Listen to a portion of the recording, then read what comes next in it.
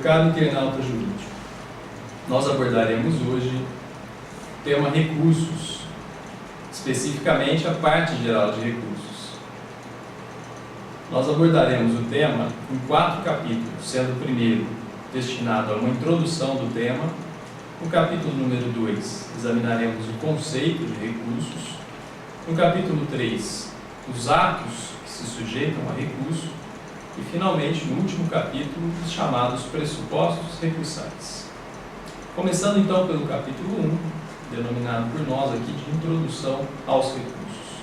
Os recursos se inserem nos chamados modos ou meios de impugnação dos atos judiciais. Além dos recursos, o sistema processual prevê também as ações impugnativas autônomas. São elas: mandado de segurança, ação anulatória, querela nulitatis insanabilis e ação rescisória. Fazendo aqui uma breve explicação sobre cada uma delas, especificamente tentando diferenciá-las. Mandado de segurança, como todos nós sabemos, é um remédio constitucional que serve para a proteção do direito líquido e certo do impetente, que é interposto para atacar um ato abusivo da autoridade coatora. Pois bem, este ato abusivo pode advir também do Poder Judiciário, ou seja, é possível o cabimento de mandado de segurança contra ato judicial. Entretanto, o que a doutrina de jurisprudência tem recomendado é que essa interposição só será possível na ausência de um recurso para impugnar a decisão judicial. Portanto, só cabe mandado de segurança quando não for cabível recurso para atacar a decisão judicial. A segunda ação impugnativa, chamada ação anulatória, prevista no CPC, no seu artigo 486, também é um meio de impugnação judicial. De acordo com o artigo 486, são rescindíveis as sentenças meramente homologatórias. Aqui o legislador equiparou as sentenças meramente homologatórias aos atos da vida civil. Portanto, eu posso anular o compromisso particular de cumprimento, assim como uma sentença meramente homologatória, usando o mesmo meio judicial, a ação anulatória. Um bom exemplo de ação anulatória interposta contra a sentença meramente homologatória é a sentença que homologa uma arrematação. Essa sentença será passível de anulação através da chamada ação anulatória. A terceira ação impugnativa é a chamada ação rescisória, que é cabível contra decisão transitada em julgado, ou seja, contra a coisa julgada material. Fazendo aqui uma pequena diferenciação entre a ação rescisória e a ação anulatória. No inciso 5º do artigo 485, onde a gente encontra uma das hipóteses de proposição da ação rescisória, nós encontramos a possibilidade de ajuizamento da ação rescisória quando tiver havido algum equívoco, algum erro na transação ou conciliação. Mais especificamente, se houver algum vício na transação ou conciliação, o CPC estabelece a possibilidade de ação rescisória. Como diferenciar esta propositura da ação rescisória da ação anulatória que nós acabamos de tratar, já que esta sentença que homologará a transação se sujeitará, em princípio, pelo CPC às duas ações. Qual delas será cabível? A resposta me parece bastante simples. Se o juiz se aproveitar da transação entre as partes para decidir o processo, proferir uma sentença de mérito, resolvendo o conflito de interesse, será cabível a ação rescisória. Por outro lado, se o juiz proferir uma decisão meramente homologatória, sem nada decidir, simplesmente homologar o acordo entre as partes, aí nós estamos diante da ação anulatória. Finalmente, a terceira ação impugnativa autônoma é a chamada querela nulitatis insanabilis. Esta ação será cabível quando faltar um pressuposto de existência do processo, o que não ocorre nas hipóteses acima, de rescisório, de anulatório. Nas hipóteses acima ocorreu um vício processual, mas um vício não de existência, e sim um vício que causou a anulação, a nulidade do processo. No caso de vício ou falta de um pressuposto de existência do processo, processo não existiu, logo não houve formação de coisa julgada material. Assim será possível propositura desta ação, chamada de querela nulitatis insanabis, que ainda persiste no nosso sistema processual brasileiro. Aqui a gente encerra, então, o capítulo número 1, destinado a uma pequena introdução sobre os recursos. Então, eles se inserem nos chamados meios de impugnação de decisão judicial. O capítulo 2, destinado ao exame do conceito de recursos. Um bom conceito de recursos nos é dado por Moacir Amaral Santos.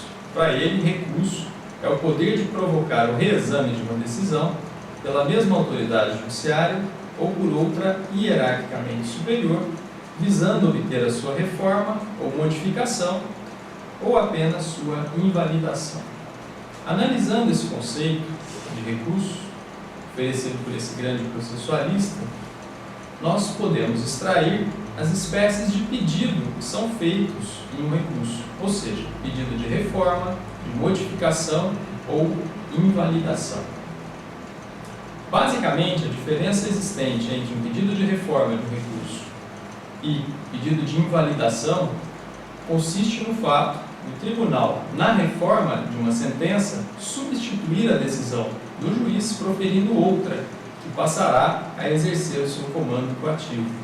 Na invalidação, a decisão do juiz desaparece da ordem jurídica e outra terá que ser proferida por ele mesmo. Portanto, o processo judicial terá que retornar àquela fase anterior onde houve a prática do ato processual nulo, que foi reconhecidamente nulo pelo provimento do recurso, e, portanto, outro ato terá que ser praticado por esse mesmo juiz.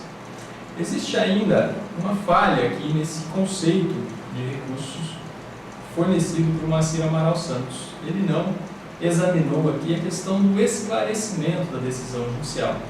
É possível também se pedir, através de um recurso chamado embargo de declaração, um mero esclarecimento ou melhora da decisão judicial, o que, na nossa visão, faltou aqui inserir no conceito de recursos dado pelo Moacir Amaral Santos. No capítulo 3, nós examinaremos os atos sujeitos a recurso. Em primeiro lugar, é importante frisar que sujeitam-se a recurso somente os atos do juiz. Os atos das partes, os serventuários da justiça, não estão sujeitos à impugnação. Então, portanto, somente os atos do juiz é que são passíveis de recurso. No nosso sistema processual, nós temos uma conceituação dos atos praticados pelo Poder Judiciário. Essa conceituação está basicamente nos artigos 162 e 163 do Código de Processo Civil. Portanto, são atos judiciais segundo o CPC: sentença, decisão interlocutória, despachos de mero expediente e acordo, explicando cada um desses atos proferidos pelo Poder Judiciário, começando pelas decisões interlocutórias. Segundo o CPC, decisão interlocutória é o ato pelo qual o juiz resolve uma questão incidental sem pôr fim ao processo. Já a sentença, para o CPC, é o ato pelo qual o juiz põe fim ao processo. O elemento distintivo que precisa ficar muito claro é exatamente o fato de ser posto ou não fim ao processo. Esse é o elemento caracterizador da diferença entre decisão interlocutória e sentença. Essa diferenciação, em que pese o conceito ser muito claro, límpido, na prática nem sempre é assim. Muitas vezes ocorre uma dificuldade na detecção dessa diferença. Podemos citar como exemplo a exclusão de um litisconsorte do processo feita pelo juiz durante o curso do processo. Parte da doutrina considera essa decisão como uma decisão interlocutória, entendendo que aí existe um vício, um único processo, e duas relações processuais. Quando o juiz excluiu um dos litisconsortes, ele extinguiu uma das relações processuais que tramitava num único processo. Na fala de Nelson Nery Júnior, existia aí simultâneos processos. Entretanto, outra parte da doutrina considera esse ato do juiz como sentença, já que pôs fim a uma ação, em que pese o conceito do Código ser bastante claro, já que se refere à extinção do processo e não da ação. Existe aí uma perfeita hipótese para a aplicação do princípio da fungibilidade recursal que nós abordaremos na próxima aula sobre a parte geral de recursos. Ainda tratando do tema atos sujeitos a recurso, é importante mencionar o que seja despachos de mero expediente. Pelo conceito do CPC, seriam atos de mero impulso oficial do processo em que o juiz não profere nenhuma decisão, o juiz nada decide. Logo, esse ato, por não ter conteúdo decisório, não traria prejuízo a nenhuma das partes e, portanto, seria irrecorrível. Aliás, é por isso que está previsto no artigo 504 do CPC a irrecorribilidade dos despachos de mero expediente. Entretanto, nem sempre é simples diferenciar um despacho de mero expediente de uma decisão interlocutória. Muitas vezes, um mero despacho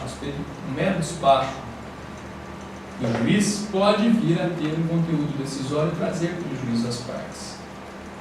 Caso isso aconteça, estaremos diante de uma decisão interlocutória e não mais diante de um despacho de mero expediente. E é importante a diferenciação porque, em se caracterizando uma decisão interlocutória, será cabível o recurso de agravo.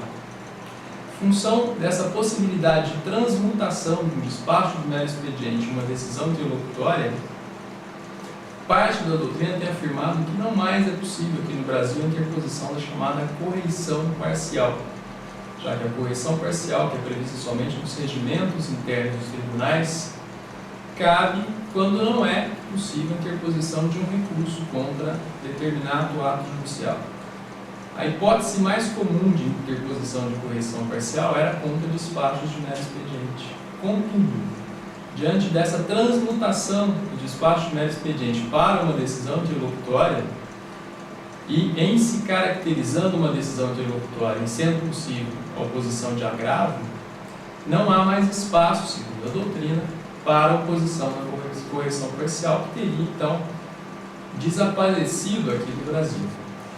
Nós, particularmente, discordamos dessa posição doutrinária, entendemos que ainda é possível a interposição de correição parcial, pelo menos em uma hipótese, no sistema processual brasileiro. Essa hipótese é no caso de omissão judicial. Imaginemos que a gente vá ao cartório, peça o processo para examiná-lo, já que o cliente nos cobra. Alguns dias depois, voltamos e obtemos a mesma informação, ou seja, o processo está concluído. Voltamos um mês depois e obtivemos a mesma informação do cartório. Olha, doutor, o processo está concluído. O que fazer diante dessa omissão judicial? Aí não há um despacho mero expediente, não há uma decisão interlocutória, não há ato nenhum do juiz, mas sim uma omissão. Na hipótese de omissão, é possível sustentar que ainda é cabível a correição parcial. Portanto, os atos do juiz em primeira instância são esses: sentença, decisão interlocutória e despacho de mero expediente. Frisando mais uma vez que é fundamental diferenciar sentença de decisão interlocutória, estabelecendo o fim ou não do processo. Esse é o conceito estabelecido pelo legislador. Finalmente, existem também os atos proferidos pelos tribunais. Basicamente, os tribunais proferem dois atos: os acórdãos e também decisões interlocutórias. O legislador, no artigo 163, quis conceituar o acórdão, mas não conseguiu. Se nós examinarmos com cuidado o artigo 63, veremos que, para o CPC, acórdão é a decisão dos tribunais. Quer dizer, não houve conceituação alguma do que é acórdão. A diferença entre acórdão e decisão interlocutória proferida pelos tribunais se dá pelo fato da decisão ser colegiada ou não. Se a decisão é colegiada, nós estamos diante de um acórdão. Se a decisão é singular, ou seja, aquela proferida pelo relator, pelo presidente ou vice-presidente do tribunal, aí sim nós estaremos diante de uma decisão interlocutória. Então é importante frisar: a diferença entre acórdão e decisão interlocutória no tribunal se dá pelo fato da decisão ser colegiada ou não, pouco importando a matéria que é apreciada. E o mesmo ocorre em primeira instância: a matéria que é apreciada não é relevante para estabelecermos a diferença entre as decisões judiciais, seja em primeira instância, seja no âmbito dos tribunais. Então é possível nós termos sentenças com exame do mérito, assim como sentenças sem exame do mérito. Assim como é possível nós termos decisões interlocutórias examinando matéria processual, que é mais comum, como também decisões interlocutórias com apreciação de mérito, existe uma hipótese que o sistema admite essa decisão interlocutória apreciando matéria de mérito. Um exemplo muito simples, muito fácil de ser verificado. Imaginemos que o réu, na contestação, alegue a ocorrência de decadência ou prescrição e o juiz, logo em seguida, recebendo a contestação, afaste essa alegação. É uma decisão interlocutória que foi proferida no curso do processo. A matéria examinada no código é de mérito, já que prescrição e decadência, nos termos do artigo 269, inciso 4 do CPC, é matéria de mérito. O juiz aí, então, está proferindo decisão interlocutória, que não foi expedido ao processo e está examinando o mérito. Então, é fácil enxergar, é fácil visualizar que a matéria que é apreciada não é relevante para diferenciarmos decisão interlocutória de sentença. E no âmbito dos tribunais, é a mesma situação. É possível hoje ao relator, nos termos do artigo 557 do CPC, apreciar o mérito de um recurso sozinho. Isso ocorre, por exemplo, quando ele dá provimento ou nega provimento ao recurso para aplicar súmula de jurisprudência. Quando o relator faz isso, ele está decidindo o recurso sozinho. E a matéria, obviamente, é de mérito. E uma decisão colegiada dos tribunais pode muito bem ser uma decisão para reconhecer, por exemplo, a ilegitimidade para agir. Pode ser uma decisão para afastar o recurso pela intempestividade, ou seja, examinando matéria processual. Então, repetindo mais uma vez, a matéria que é examinada pelo judiciário não é relevante para distinguir os atos judiciais. Em primeira instância, a distinção se faz pelo fato de ser posto ou não fim ao processo. E, em segunda instância, a diferenciação se faz pelo fato da decisão ser colegiada ou não. E aqui, a gente encerra o terceiro capítulo da nossa parte geral de recursos. No quarto capítulo da parte geral de recursos, nós examinaremos os chamados pressupostos recursais. O que são os pressupostos recursais? São condições de admissibilidade dos recursos. Assim como as condições da ação e os pressupostos processuais são imprescindíveis para que o mérito do processo em primeira instância seja apreciado, em se tratando de recursos, o raciocínio é idêntico. É imprescindível que estejam presentes os chamados pressupostos recursais ou condições de admissibilidade dos recursos para que o pedido veiculado no recurso seja apreciado. Então, os pressupostos recursais estão para os recursos, assim como as condições da ação e os pressupostos processuais estão para o processo em primeira instância. E nós veremos que os três primeiros pressupostos recursais nada mais são do que adaptações das condições da ação aos recursos. O primeiro deles, ou seja, o primeiro pressuposto recursal, é possibilidade jurídica de recorrer, que é uma adaptação da possibilidade jurídica do pedido, condição da ação. O que vem a ser essa possibilidade jurídica de recorrer? Para a parte ingressar com recurso, depor um recurso, ela tem que se valer de um dos recursos previstos no ordenamento jurídico brasileiro. Nós devemos entender por ordenamento jurídico não só o Código de Processo Civil, que tem um rol previsto no artigo 496 que elenca quase todos os recursos do sistema processual, mas não esgota aí toda a possibilidade de recorrer. Nós precisamos também examinar a legislação especial que contempla outros recursos e também os regimentos internos dos tribunais. No artigo 496 do CPC, nós temos agravo, apelação, recurso especial, recurso extraordinário, recurso ordinário, embargo de declaração, enfim, quase todos os recursos do sistema processual, como a gente afirmou há pouco. Além disso, nós temos na legislação especial alguns outros recursos que a gente pode mencionar aqui. Nós temos na lei do Juizado Especial de Pequenas Causas, a lei 9.099 de 95, a previsão de um recurso da sentença, chamado de recurso inominado, cujo procedimento é um pouquinho diferente da apelação. Faz às vezes de apelação, mas não é exatamente o mesmo recurso. Temos também, em outra legislação extravagante, a execução fiscal, a lei 6.830 de 80, no artigo 34, a previsão de um outro recurso, chamado de embargos infringentes, que não tem nenhuma semelhança com aquele embargos infringentes do artigo 530 do CPC, a não ser pelo nome. Esse embargo dos infringentes é cabível da sentença do juiz nas chamadas causas de alçada, que são execuções fiscais de pequeno valor. Hoje, mais ou menos, em torno de R$ 1.500. Ou seja, em uma execução fiscal de pequeno valor da sentença do juiz, eu não recorro com apelação. Tenho que interpor o chamado embargos infringentes. Além disso, nós temos ainda os regimentos internos dos tribunais que não poderiam, mas criam recursos. O Supremo já teve a oportunidade de apreciar essa matéria e entendeu que esses recursos regimentais são constitucionais, muito embora nós sabemos que regimento interno do tribunal não pode criar recurso, né? Já que essa tarefa, essa competência é delegada ao Poder Legislativo Federal. Mesmo assim, nós temos aí os agravos regimentais que são fartamente utilizados no nosso dia a dia do Poder Judiciário. O segundo pressuposto recursal é a legitimidade para recorrer, que também é uma adaptação das condições da ação aos recursos.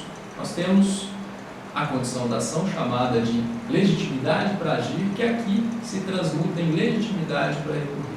Quem é que pode interpor recurso? Essa resposta é dada pelo artigo 499 do CPC. Para o CPC, podem interpor recurso as partes, o Ministério Público e o terceiro interessado. O comentário mais interessante para ser feito: quem é esse terceiro interessado e qual é a amplitude da legitimidade do Ministério Público? Em relação ao terceiro interessado, esse terceiro é aquele que está fora da relação processual, mas que ingressa no processo exatamente no momento em que vai recorrer. Então não é o assistente, o denunciado ali, aquele que interviu como terceiro no processo, que já faz parte da relação processual. Esse recorre como parte, ou como assistente. Agora, aquele que está fora da relação processual, que ingressa no processo exatamente quando oferece o recurso, é a figura do chamado terceiro interessado. O interesse desse terceiro interessado tem que ser jurídico, não basta um interesse meramente moral ou econômico. É preciso que ele demonstre o seu interesse jurídico para que o seu recurso possa ser admitido.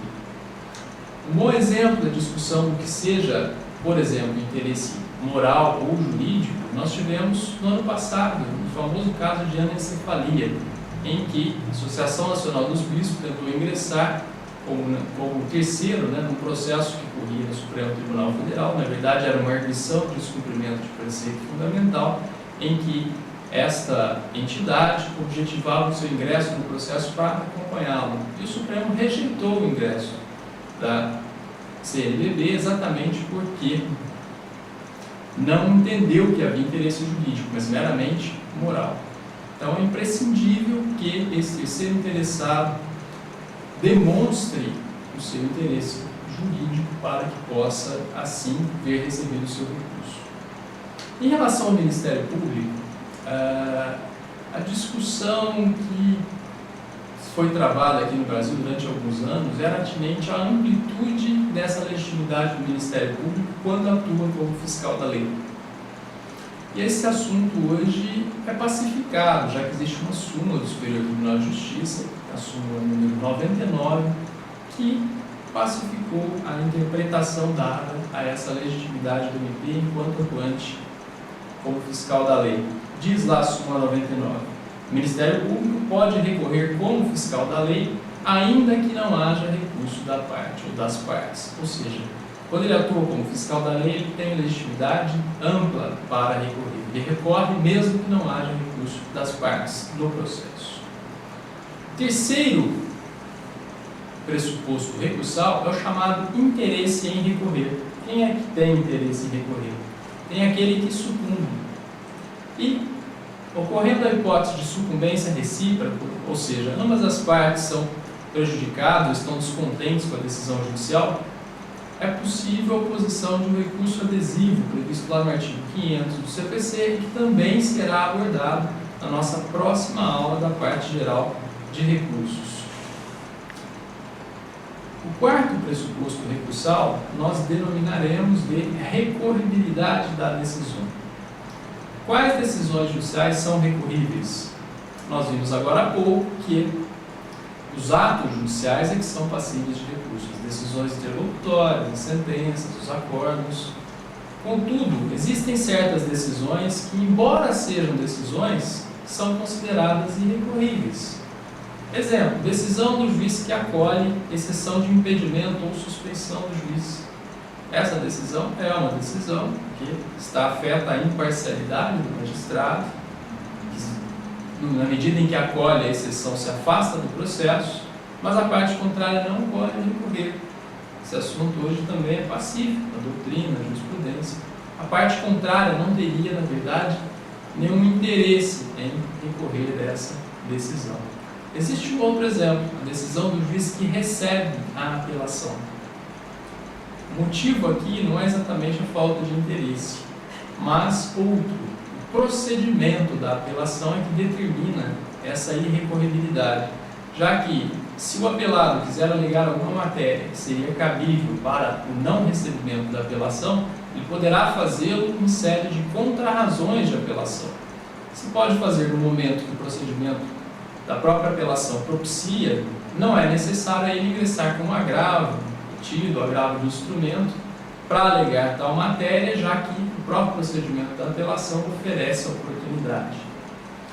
Temos ainda uma outra decisão que é irrecorrível, que é a decisão que releva a pena de deserção.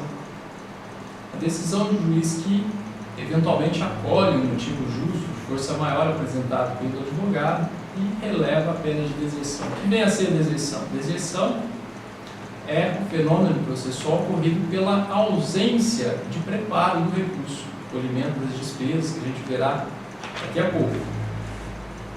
Se eventualmente for apresentado um motivo justo, o juiz pode relevar essa pena de deserção. E essa decisão também é recorrível pelo mesmo motivo do recebimento da apelação, já que, se eventualmente a parte contrária discordar da decisão do juiz, poderá alegar essa matéria em contrarrazões e o tribunal poderá reapreciá-la.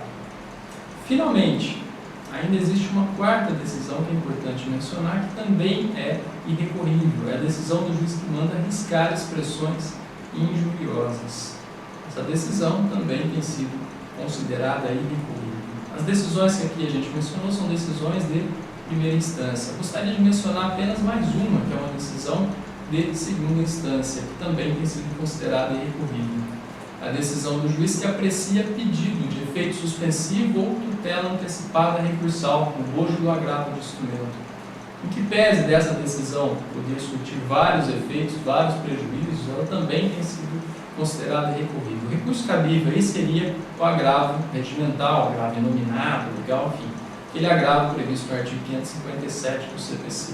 Contudo, os tribunais de segunda instância não têm aceito recurso dessa decisão com o seguinte fundamento: olha, esse agravo regimental será julgado juntamente na mesma sessão que o agravo do instrumento. Então não adianta julgar a questão do efeito suspensivo, porque será julgado juntamente com o próprio recurso principal com o agravo do instrumento. Então não adianta recorrer. Esse é um típico exemplo de oposição de mandado de segurança contra a decisão judicial. Nós afirmamos aqui, mencionamos aqui no início da exposição, que é cabível mandado de segurança para atacar decisão judicial, desde que não caiba nenhum recurso. Nós temos aqui um ótimo exemplo, um bom exemplo, e é o que tem ocorrido, de oposição de mandado de segurança contra a decisão do relator no agravo do instrumento, que concede ou não efeito suspensivo, concede ou não tutela antecipada recursal. Lembrando que esse mandado de segurança não é interposto na instância superior, ou seja, no tribunal de terceira instância, mas sim no próprio tribunal. Tema que será abordado futuramente também quando tratarmos do mandado de segurança. Uma das aulas que abordaremos aqui também na Trinolex. O quinto pressuposto recursal é a tempestividade. A tempestividade está associada ao prazo para interposição dos recursos. Essa discussão, essa questão está disciplinada nos artigos 506 a 508 do Código de Processo Civil. Basicamente, esses artigos disciplinam o início da contagem do prazo para recorrer e também o próprio prazo para a interposição dos recursos. No artigo 508, nós temos uma regra geral para a interposição dos recursos, que é de 15 dias. Então, a maior parte dos recursos possui o prazo de 15 dias, como, por exemplo, apelação, embargos infringentes, recurso ordinário, recurso especial, recurso extraordinário. Na parte especial dos recursos, quando a gente encontra alguma disciplina de prazo, logo a gente estabelece que esse prazo é diferente da regra geral. Exemplo, em relação ao agravo do instrumento, o prazo é de 10 dias, como está disciplinado no artigo 522. E em relação ao agravo regimental, previsto no artigo 557, lá é estabelecido que o prazo desse recurso é de 5 dias. Logo, a conclusão que a gente tira é a seguinte: quando na parte especial de recurso nós encontramos alguma disciplina de prazo, significa que esse prazo é especial e deve ser aplicado. Quando a gente examina as regras, por exemplo, da apelação, do recurso extraordinário, e não vê nenhum estabelecimento de prazo, logo a gente vai aplicar a regra geral, o prazo para esse recurso será de 15 dias. E como é que se conta o prazo para recorrer? A regra de contagem de prazo para os recursos não é diferente das demais regras do Código de Processo Civil para contagem de prazo processual. Ou seja, começa do dia inclui-se o dia de início, exclui-se o dia de vencimento e não há nenhuma novidade aqui. A única informação que me parece importante frisar é uma posição jurisprudencial. A jurisprudência tem considerado que as partes saem intimadas de uma audiência, mesmo não tendo comparecido. Então, se uma das partes é intimada para a audiência e não comparece, o prazo para recorrer desta audiência, de uma decisão proferida nesta audiência, começará a correr da audiência, mesmo a parte não tendo comparecido. Então, muito cuidado com essa posição da jurisprudência, que é pacífica hoje e tem levado a muita inadmissão de recurso por intempestividade. O artigo 507 do CPC, que também cuida da tempestividade, cuida da restituição do prazo no caso de falecimento do advogado ou da própria parte. Há uma discussão se essa restituição se daria pelo total do prazo ou somente pelo restante, ou seja, se haveria aí uma regra de interrupção ou de suspensão do prazo. Há uma tremenda polêmica sobre o assunto. Até hoje não se pacificou nem doutrina nem jurisprudência sobre esse tema. A gente recomendaria, então, para esse caso, de eventual falecimento da parte do advogado, que você entendesse como suspensão, muito embora a minha posição é de que seria interrupção, deveria ser devolvido o prazo por inteiro, uma questão de critério de justiça para a parte que está sofrendo percalços no processo. Mas há um forte entendimento de que, em função do artigo 280 do Código de Processo Civil e também, do artigo 180 do Código de Processo Civil e também do artigo 265, inciso 1º, tratam de suspensão do processo, dizem que há suspensão do processo quando há falecimento da parte ou do advogado. Para esse entendimento, haveria uma regra, então, de suspensão e não de interrupção. Um outro assunto importante dentro de tempestividade está relacionado à súmula 216 do Superior Tribunal de Justiça, que também tem levado a uma série de inadmissões de recursos destinados para o Superior Tribunal de Justiça. Basicamente, a súmula do STJ diz o seguinte: a tempestividade de recurso interposto no STJ é oferida pelo registro no protocolo da Secretaria e não pela data de entrega na agência de correio. Em outras palavras, o que a súmula do STJ está prevendo é o seguinte: caso você opte pela interposição de um recurso para o STJ e o ajuize pelo correio, a tempestividade não será aferida pela data que você entrega seu recurso no correio, mas sim a data em que este recurso chega no STJ. Logo, você terá que confiar no serviço do correio, confiar no funcionário lá do STJ que protocole o seu recurso ainda dentro do prazo. Se ele protocolar fora do prazo, você efetivamente perderá a possibilidade de recorrer. Seu recurso será considerado intempestivo. Uma decisão ou um entendimento que a gente critica de todas as formas, mas é um entendimento simulado e que vem sendo aplicado. E a gente até entende com a ótica de que esses tribunais superiores estão extremamente abarrotados de recursos e criam mecanismos processuais para não aceitá-los. Essa é a única explicação plausível para esse entendimento. Em relação ainda à tempestividade, temos mais alguns temas, Como a gente nota,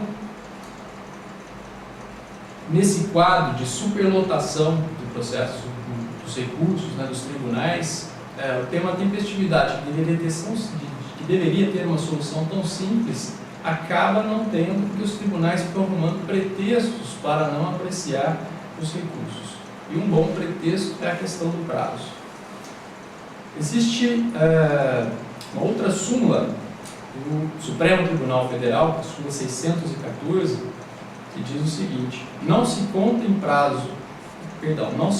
dobro o prazo para recorrer quando um só dos litisconsortes haja sucumbido.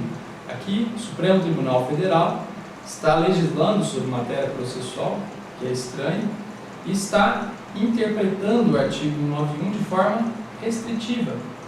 Portanto, quando existem dois advogados no processo que representam litisconsortes diferentes, pelo artigo 191 eles teriam prazo em dobro para recorrer. Contudo, quando há sucumbência de uma só das partes, o STF entende que não há contagem do prazo em dobro. Então, cuidado, essa súmula é recente e me parece que o assunto é para não ser discutido mais, já que até foi simulado. Uma outra questão ainda atinente à contagem de prazo está afeta ao artigo 188 do Código de Processo Civil, que cuida do prazo em dobro para a Fazenda Pública e o Ministério Público recorrerem. O cuidado aqui que devem ter tanto os membros das procuradorias, né, quanto do Ministério Público, é que tem prevalecido o entendimento de que esse prazo é em dobro somente para a interposição do recurso, mas não é em dobrado para a oposição de contrarrazões. A justificativa é que os tribunais recorreram a uma interpretação literal do artigo 188 do CPC, que fala somente em prazo em dobro para recorrer, não tratando o dispositivo legal de contrarrazoar recurso. Logo, eles têm entendido que o prazo é somente dobrado para a interposição do recurso. Finalmente, para encerrar o tema tempestividade, falta tratar de uma outra súmula, súmula número 12 do extinto Tribunal de Alçada do Rio Grande do Sul, que cuida do prazo recursal para o revel. E aqui não há nenhuma novidade em relação à contagem de prazo para o revel. Ele repete, essa súmula repete, adaptando aos recursos a regra do artigo 322 do CPC, dizendo que os prazos para o revel ocorrerão independentemente de intimação. Então, publicada a sentença em audiência ou em cartório, o prazo corre para o revel, independentemente de outra forma de intimação. O sexto pressuposto recursal é o preparo. O que é o preparo? O preparo é o pagamento prévio das despesas de processamento do recurso. Envolve o pagamento de duas despesas: custas e porte de remessa e retorno dos autos. O que vem a ser o porte de remessa e retorno dos autos? É uma despesa praticamente de correio, né, cujo valor é reajustado anualmente na medida em que os correios, né, também atualizam os seus serviços. Esse porte de remessa e retorno dos autos é fixado geralmente em valor fixo. Não há muita alteração, ele não é fixado em percentual do valor da causa, que geralmente ocorre com as custas. Então, as resoluções do STJ, do STF, da Justiça Federal e as leis de custas estaduais estabelecem o valor desse porte de remessa e retorno dos autos, que, eu repito, compõe o conceito de preparo. A ausência de recolhimento dessa despesa também ensejará a rejeição do recurso por falta de preparo, ou seja, a rejeição do recurso pelo reconhecimento da chamada deserção. Já as custas são disciplinadas ou por regimento da Justiça Federal, regimento de custas da Justiça Federal, ou pelas chamadas leis estaduais que regulamentam ou cuidam da chamada taxa judiciária. Aqui no estado de São Paulo, a taxa judiciária, atualmente, para a interposição de uma apelação, por exemplo, é de 2% do valor da causa. Foi recentemente atualizado, né? A nossa lei da taxa judiciária é de dezembro de 2003. Antes esse valor era de 1%, agora foi dobrado para 2%, com uma majoração. Mas nem em todos os estados funciona assim. Em alguns locais, esse valor do preparo é regulado, estabelecido em relação às custas, em um valor fixo, como é na Justiça Federal. Ainda sobre o preparo, é importante frisar que o artigo 511 sofreu uma modificação pela Lei 9756 de 98, estabelecendo que o reconhecimento da deserção só é possível após uma intimação da parte para complementar o valor do preparo. Havia uma certa incoerência na legislação anterior que dizia que se a parte recolhesse algum valor a título de preparo, esse valor fosse considerado insuficiente, haveria aplicação da deserção imediatamente. Nós tivemos algumas decisões proferidas pelos vários tribunais do Brasil reconhecendo a deserção pela ausência de alguns centavos no recolhimento do preparo, que causava uma extrema injustiça, né?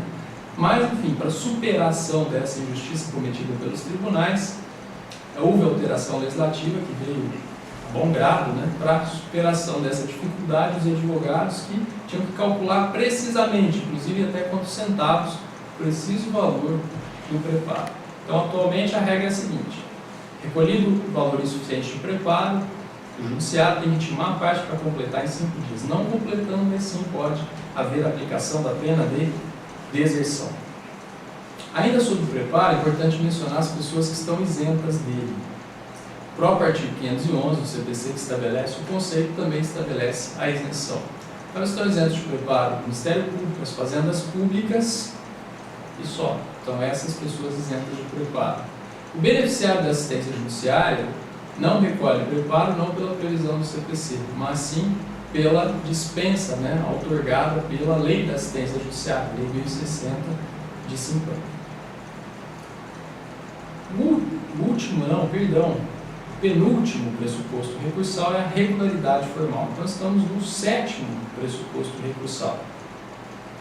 O que vem a ser a regularidade formal? O recurso há de ser interposto segundo a forma prevista em lei. Essa forma, usualmente, é a petição. Entretanto, há uma previsão no CPC que permite a interposição oral de um recurso. A previsão está no artigo 523, parágrafo 3º. A hipótese é de decisão interlocutória proferida em audiência, que desafiará o recurso de agravo retido. Nesse caso, oralmente, o advogado estabelecerá suas razões de recorrer, que constarão do termo da audiência. Parte contrária oferecerá contrarrazões, enfim, o agravo será interposto oralmente. Então, a regra, na absoluta maioria dos casos, é a interposição através de petição, através de forma escrita, mas é possível, pelo menos em uma hipótese, a interposição oral de um recurso. Ainda sobre a regularidade formal, o que há de mais relevante é o seguinte: em relação aos recursos, os tribunais adotaram o princípio da formalidade. A gente nota isso, a gente até tratou disso na aula, né, das várias decisões dos tribunais que aplicam rigorosamente as regras processuais para não admitir recurso. Bom exemplo aqui a gente viu em relação à tempestividade. Então, em relação aos recursos, vige o chamado princípio da formalidade. Enquanto, em primeira instância, o que rege a prática dos atos processuais é o chamado princípio da instrumentalidade das formas. A gente pode dar 2 exemplos para diferenciar bastante a aplicação de um caso e outro. Esqueça, por exemplo, de assinar uma petição em primeira instância. É muito comum o cartório ligar para o advogado e dizer: doutor, passa aqui, assina a petição, está tudo resolvido. Ou, no máximo, sairá uma intimação na imprensa oficial para que você compareça no cartório e assine a petição. E nenhuma nulidade terá ocorrido, nenhum prejuízo será oferido pela ausência de prática do ato processual, a ausência da assinatura do ato processual, a assinatura da petição. Esqueça de assinar uma petição de recurso.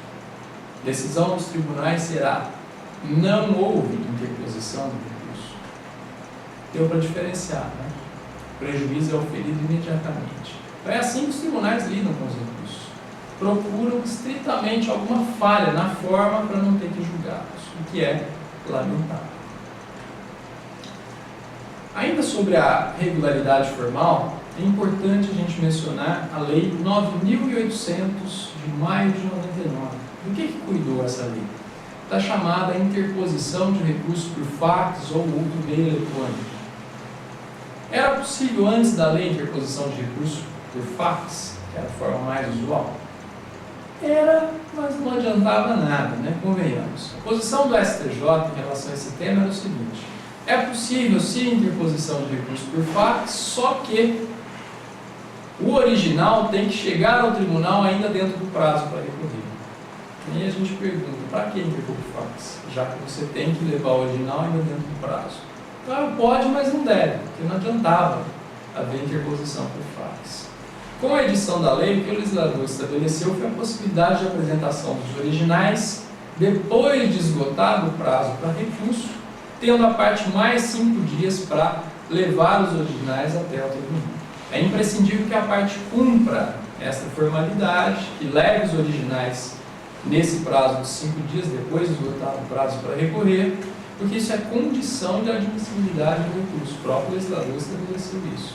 Então, a ausência de juntada dos originais leva à não admissão dos recursos. Então, hoje é possível interposição de recursos por fax e até por e-mail. Os tribunais baixaram vários provimentos regulamentando, inclusive, a recepção, né, dos recursos também por e-mail. E, finalmente, o último pressuposto recursal é chamado de adequação. Segundo esse pressuposto recursal, há um recurso próprio para cada espécie de decisão judicial. Ou seja, para cada ato judicial só cabe um único recurso. Esta afirmação tem algumas exceções. Uma delas está no artigo 498 do CPC, que foi recentemente modificado. Antes da modificação era possível você interpor embargos infringentes, recurso especial e recurso extraordinário de um mesmo acordo. Atualmente, pela nova redação, é possível você recorrer com especial e extraordinário simultaneamente. Há uma outra hipótese, em que pese não tão prevista explicitamente pelo CPC, também desafia 2 recursos ao mesmo tempo.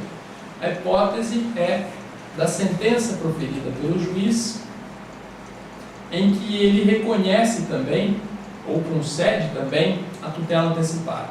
Então, explicando melhor, imaginemos a hipótese em que o juiz, na própria sentença judicial, concede a tutela antecipada. A hipótese aqui não é de concessão anterior da tutela e confirmação da sentença. A hipótese é de concessão da tutela na própria sentença, o que às vezes ocorre exatamente para suprimir o efeito suspensivo da apelação. É algo muito comum, por exemplo, em matéria previdenciária, em que o juiz, verificando a necessidade da percepção do benefício pelo aposentado, concede essa tutela na própria sentença, às vezes até de ofício, sem pedido do advogado, sem pedido da parte. Dessa decisão do juiz, cabem 2 recursos, pelo menos a Justiça Estadual tem sido aceitos. Cabe a apelação da sentença, para discutir o próprio mérito do processo, e para a revogação da tutela antecipada, cabe agravo de instrumento. Então, de uma mesma decisão judicial, cabem 2 recursos ao mesmo tempo, que de certa forma é uma exceção a esse pressuposto recursal da adequação, e que na verdade contempla o conceito de um princípio dos recursos, que é o princípio da singularidade ou recorribilidade, cujo conceito é exatamente o mesmo desse pressuposto da adequação. Com isso a gente encerra o 4º capítulo e o exame dos chamados pressupostos recursais. Eu apenas diria mais o seguinte: os 3 pressupostos recursais iniciais são chamados de pressupostos recursais intrínsecos, porque estão associados ao direito de recorrer. E os 5 demais que a gente tratou são chamados de pressupostos recursais extrínsecos, que estão relacionados ao modo ou forma de recorrer. Essa diferenciação ou classificação desses pressupostos tem uma relevância acadêmica e muito mais, diria, importância para aqueles que prestam concurso, né? É muito comum nós encontrarmos em concursos públicos algumas questões examinando no candidato essa diferenciação. Então aqui a gente encerra a aula de hoje.